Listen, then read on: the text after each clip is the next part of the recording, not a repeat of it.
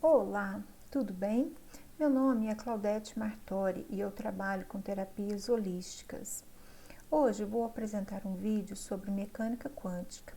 Na verdade, será uma série de vídeos, provavelmente uns 10.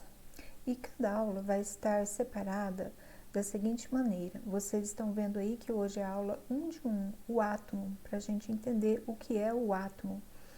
E a aula 1 de 2 vai ser uma meditação sobre prosperidade, para você colocar em prática os aprendizados de mecânica quântica. Então, nós vamos ter o vídeo explicando vários assuntos da mecânica quântica, seguidos de uma meditação para colocar esse aprendizado em prática, tá?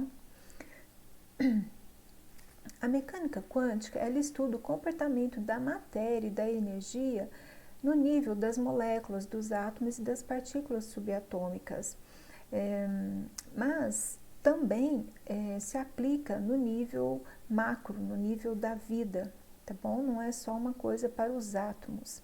Essa ciência surgiu no início do século XX, do século passado, para tentar explicar a construção e o comportamento do universo. Nós sabemos que conhecimento é poder. E para a gente poder viver nesse mundo com mais sabedoria e com maior sucesso na nossa vida financeira, na nossa vida pessoal, nos nossos relacionamentos, nós temos que saber como é que funciona o universo. E isso nós vamos aprender através das aulas. Vocês vão aprender cada vez mais sobre como funciona o universo.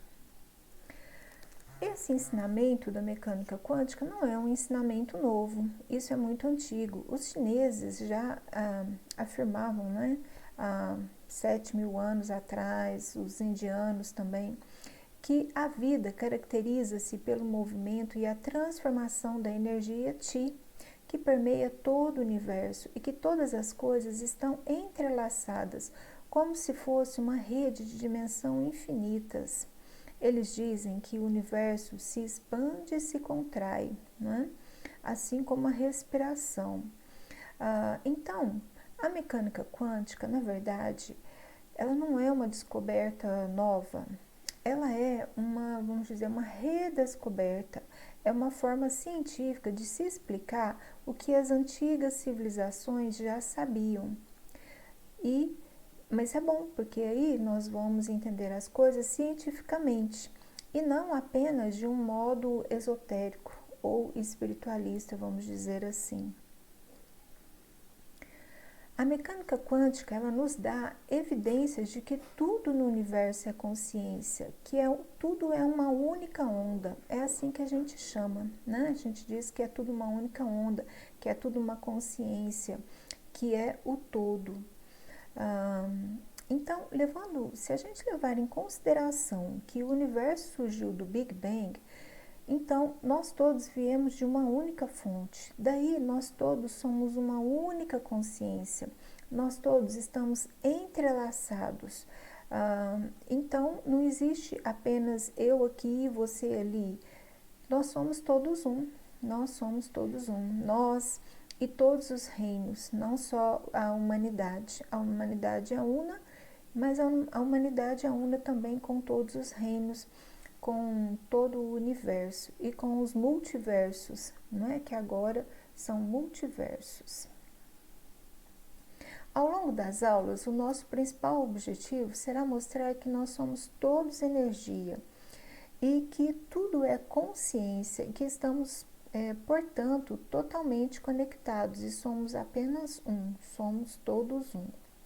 Em cada aula, como eu já disse, nós vamos fazer uma meditação para entender e aprofundar esses conceitos. Então, nós vamos ter uma aula explicando os conceitos e uma aula de meditação colocando esses conceitos em prática. E a maior questão é que nós vemos o mundo de uma forma separada e apenas material. Então, da onde que veio isso? De onde que veio essa visão de que o mundo é separado? Essa visão veio de René Descartes, não é? ele concebeu a ideia de que o mundo poderia ser uma máquina mundial, de que o corpo do ser humano é uma máquina, né? Estragou uma peça, você conserta, você repõe, você corta, você tira. E dessa ideia resultou o mundo que nós temos hoje, resultou a medicina que nós temos hoje, resultou todas as crenças, toda essa separatividade que existe, né? Então, René Descartes dizia que todas as coisas do mundo, incluindo a mente e a consciência, são feitas de matéria. Mas isso não é verdade, não é? Isso é uma visão materialista, uma visão newtoniana que a gente fala, né? Vamos ver agora esse Newton, né?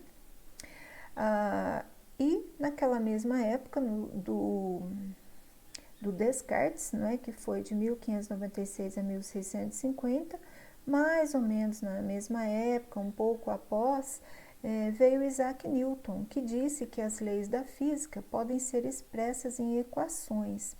Daí surgiu o determinismo científico, dizendo que a ciência poderia fazer todas as previsões, previsões precisas, não é? Que o tempo e o espaço são absolutos e que tudo é matéria. Para a época, isso foi maravilhoso. Newton, ele descobriu a lei da gravidade, ele estudou a luz, não é? Olha, a gente vê ele com um prisma na mão. No curso de cromoterapia, nós estudamos, né, as cores. Newton conseguiu criar fórmulas para prever o trajetório dos planetas, né, no cosmos. Foi maravilhoso, só que restringiu muito a consciência, porque anteriormente a isso, os nossos antepassados, as civilizações antigas, eles sabiam, eles viviam a verdade de que somos todos unidos, de que o homem não é separado da natureza, não é separado dos outros reinos. E a partir dessa época, né, por volta de 400 anos atrás, com essas novas teorias, a humanidade foi se separando cada vez mais do todo. E esse todo inclui do Criador. A gente está ficando cada vez mais materialista e esquecendo cada vez mais a consciência. Então, na Idade Média, né, os filósofos, os cientistas e os pensadores, eles eram submissos à igreja. E se eles não lessem aquela cartilha, não é, ou qualquer coisa diferente que eles falassem, que não batesse com o que estava escrito ou o que a religião dizia, eles eram simplesmente mortos, queimados, né, nas fogueiras. Então, alguns cientistas, eles passaram a falar assim, não precisamos de Deus para conceber as equações, para fazer ciência. Daí, a religião e a ciência se separaram.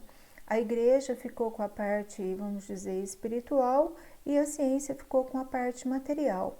Só que isso trouxe um grande prejuízo para a humanidade, como eu disse, né? Trouxe uma separação da matéria e da consciência.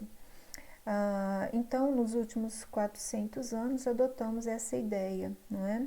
De que tudo é átomo, de que tudo é matéria. Só que não é bem assim. E a mecânica quântica, ela trouxe esse novo conceito de que tudo é uma única consciência. E isso nós vamos estudar em cada vídeo, tá? Em cada vídeo nós vamos ver um conceito e aprofundá-lo, tá bom? Então, olha, não pode ser os cientistas que vêm, né, decidir o que é real. O que é real, por acaso, é só as coisas materiais? Não é? Existem muitas outras realidades, existem muitos outros níveis de consciência. A consciência e a espiritualidade, onde ficam? Existe só a matéria? Não pode ser assim. É necessário haver uma integração entre a ciência e a espiritualidade. E, novamente, a física quântica torna isso possível. Eu não sei se vocês têm conhecimento, mas os cientistas quânticos, não é? Mais famosos, mais renomados, eles estão partindo, alguns conseguem, não é? Partir para a parte para a área da consciência também. E muitos deles vão conversar com o Dalai Lama, né? E o Dalai Lama é uma pessoa que tem um conhecimento de física quântica, de neurolinguística, de psicologia, e eles trocam figurinhas, pois o Dalai Lama ele tem o conhecimento espiritual ancestral, não é? Egípcio não, chinês e indiano. E os cientistas eles vêm com o conhecimento da matéria, das pesquisas, e eles trocam figurinha e o Dalai Lama dá muita sugestão para eles, tá?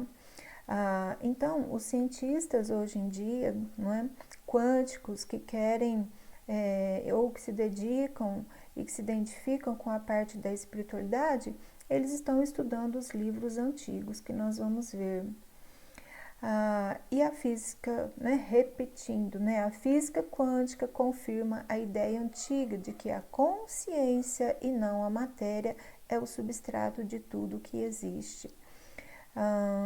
Então, olha, no hinduísmo tem esses livros, são livros antigos, são escrituras sagradas, o Mahabharata, Bhagavad Gita, Upanishad, Vedas. No budismo tem o livro tibetano dos mortos, no cristianismo nós temos a Bíblia. Então, como eu disse, os cientistas que se interessam, não é, pela essa parte da consciência, cientistas que começaram a estudar e pesquisar e viram que não era só a matéria, que tem algo a mais, eles baseiam muito o trabalho deles nesses livros, não é? Eles estudam esses livros e eles, vamos dizer, eles comparam a ciência com esses livros e eles estão se desenvolvendo muito também na questão da consciência. Então, não somos separados do mundo, mas sim somos o mundo e temos que assumir a responsabilidade sobre isso. Como assim? Nós vimos, não é, que se o Big Bang existiu e tudo veio de um único ponto de energia, então nós estamos todos entrelaçados, nós somos todos um. E isso traz sobre nós a responsabilidade de tudo que acontece na nossa vida. Todos os nossos pensamentos e sentimentos, eles vão criar a realidade que nós vivemos. Tudo isso nós vamos estudar detalhadamente à medida que a gente for evoluindo, tá bom? Nos nossos estudos aqui, nas nossas aulas. Para a gente poder entender a física quântica, para a gente poder entender o universo, como tudo funciona, nós temos que saber o que é o átomo, não é? E a maioria das pessoas não sabem o que é o átomo. E eu trouxe aqui porque eu quero ilustrar para que vocês não tenham dúvida em vídeos futuros, quando eu falar o átomo, você vai saber do que eu estou falando, tá? Então, nós temos aqui a imagem de um átomo, o núcleo de um átomo com prótons e nêutrons e os elétrons orbitando em volta dos átomos. Nós vamos explicar melhor nos slides seguintes, tá? Na Grécia, no século IV a.C., ou seja, 2.400 anos atrás, o filósofo Demócrito, ele percebeu que a matéria poderia ser dividida, tá? Então, vamos supor que eu pegue um papel assim, olha, um pedaço de papel e coloque num microscópio eletrônico. Eu vou chegar aonde? Eu vou chegar nas moléculas. Se eu ampliar mais, eu vou chegar nos átomos. Se eu ampliar mais, eu vou chegar nas partículas subatômicas. E se eu ampliar mais, eu vou chegar na pura energia, no puro vácuo quântico, como é chamado na física quântica, tá? Então, ele percebeu que se eu dividisse a matéria completamente, iria chegar num ponto que não teria mais divisão, que seria o átomo. A significa não e o tomo, divisão, sem divisão, né? Para aquela época foi uma conclusão muito avançada. Hoje em dia nós já sabemos que o átomo que o átomo ele tem partículas subatômicas, partículas menores ainda, né? Eles achavam que o átomo era uma bolinha sólida, tá bom? Então, o átomo é a base de tudo. Nós temos que entender como o universo funciona para podermos viver bem nesse universo.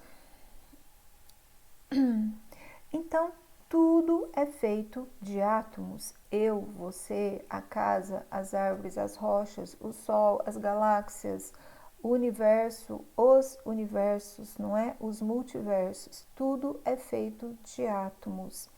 Não existe nada que não seja feito de átomos.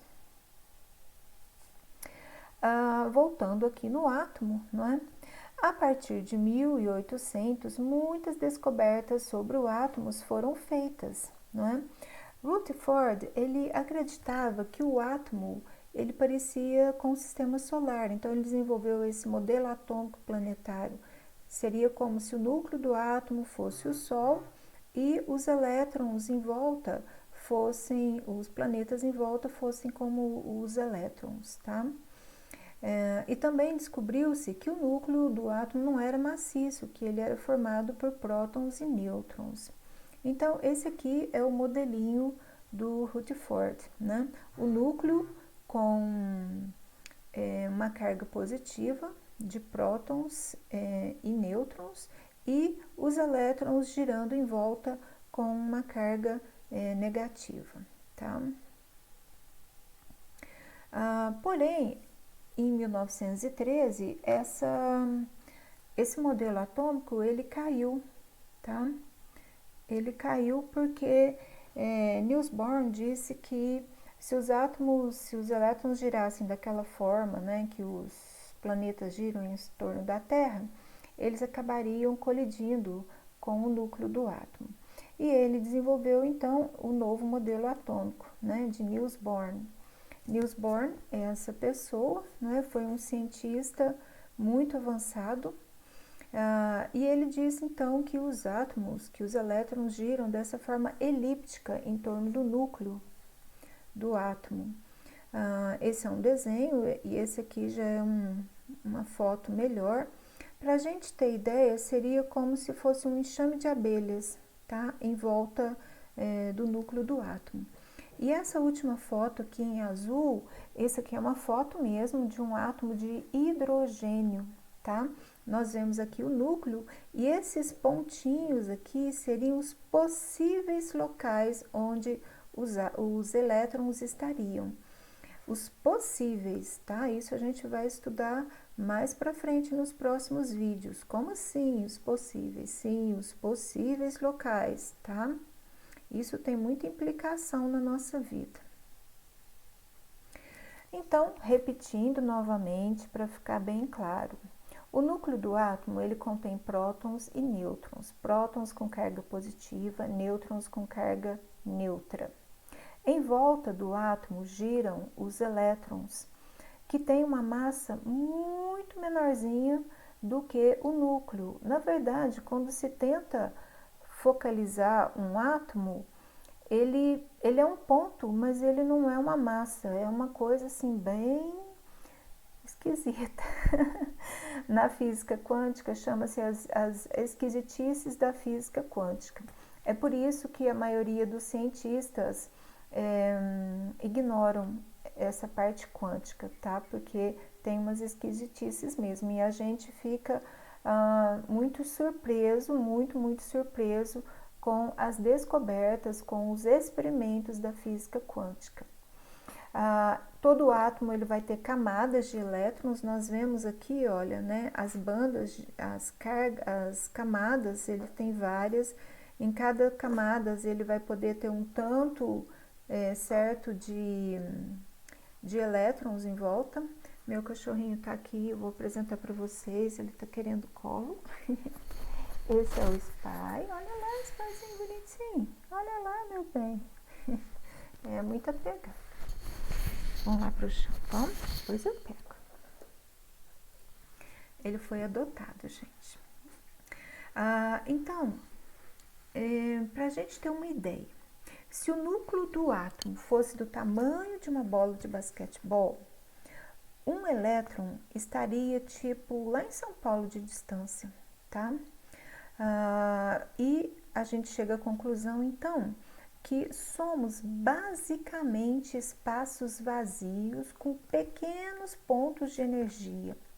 Apesar de eu olhar para o computador, de eu olhar para a porta, para uma planta e ver aquilo sólido, na verdade, existe muito espaço vazio e pequenos pontos de energia, tá bom?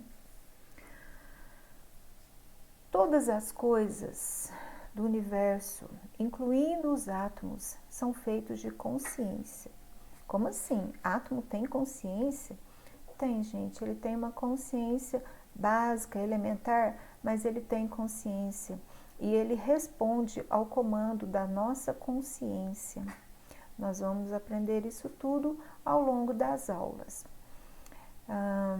E o elo que nos liga uns aos outros e ao mundo é a consciência e não a matéria, né? Então, baseado nisso, nós temos que mudar radicalmente a nossa opinião sobre guerra, sobre poluição ambiental, justiça social, valores religiosos. É por isso que os governos e os cientistas mais materialistas, eles ignoram, né, o que a mecânica quântica prova. Não é que se pensa que é superstição, não. Prova, tá? Em testes. Testes feitos e repetidos dezenas de vezes nas maiores universidades do planeta. E então eles ignoram essa parte, porque se nós assumirmos que nós somos todos um, que nós somos o mundo e o mundo é nós, como que vamos poluir um rio? Como que vamos acabar com uma floresta? Então, devido aos interesses econômicos, políticos e etc., isso tudo é ignorado, mas nós precisamos de saber, porque isso influencia diretamente a nossa vida e influencia diretamente a vida de toda a humanidade, de todo o planeta, de todo o cosmos. Vocês, por acaso, assistiram o filme Avatar?